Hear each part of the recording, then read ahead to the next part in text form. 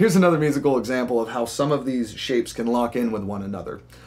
This will also be a really good introduction to extensions, which I'll be talking about in the next video. So we'll start in the key of D major with the C shape on the 17th fret of the A string. So we have this shape. Now, we're going to be doing this descending, but instead of starting on our pinky, we're going to start with our first finger on the 14th fret of the E string.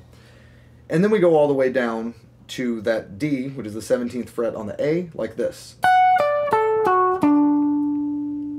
So you notice that's only 5 notes, and that doesn't work with our groups of 4s and 6s. So what we do is, instead of playing that top note, we add one to the bass, and we're going to be playing the 12th fret of the A in the bass, like this. That's called an extension. It's grabbing another note that's not quite in the shape, but still belongs to the arpeggio. And then we play it forward again, like this. So then we add a 15th fret on the B at the very end, just to make sure we're still counting in groups of 4. So it's 1, 2, 3, 4, 1, 2, 3, 4, 1, 2, 3, 4. And that's the end of that first shape, which is based in the C major. And from there we go to an A shape. Now we have a few ways we can go about this.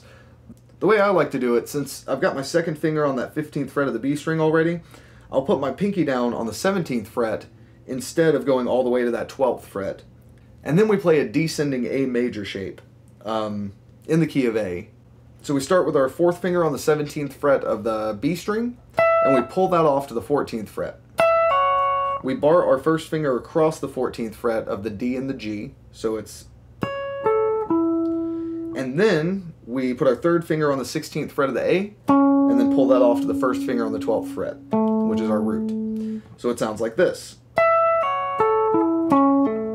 Now, instead of playing that 17th fret on the B string, we could have also played the 12th fret on the E string, because they're the same note. And then we would do the same thing, just start there and descend down to that A. Notice now we use the 2nd finger to bar instead of the 1st finger, because that's taken up by that 12th fret, and we use our 4th finger on the 16th fret. Whatever's most comfortable for you is what you should do. And I would really stress exploring and trying to find new ways to do these shapes that's more comfortable for you. These are just the ones that I've learned to enjoy over time. These are the ones I've locked in.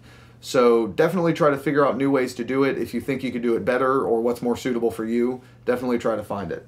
So then we do that A shape forward, and we also have to add another note on the end of it to keep it in a 4 count. So altogether it's 1, 2, 3, 4, 1, 2, 3, 4, 1, 2, 3, 4, like that.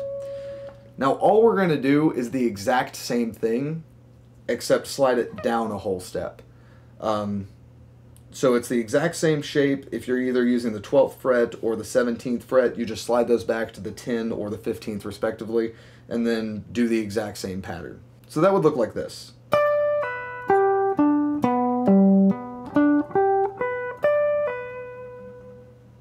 And then you just shift back up a whole step and do the exact same thing we did for the second part.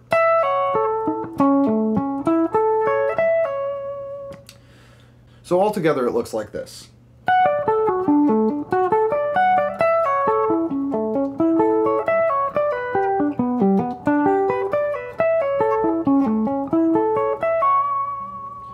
Here's what it would look like with the variation.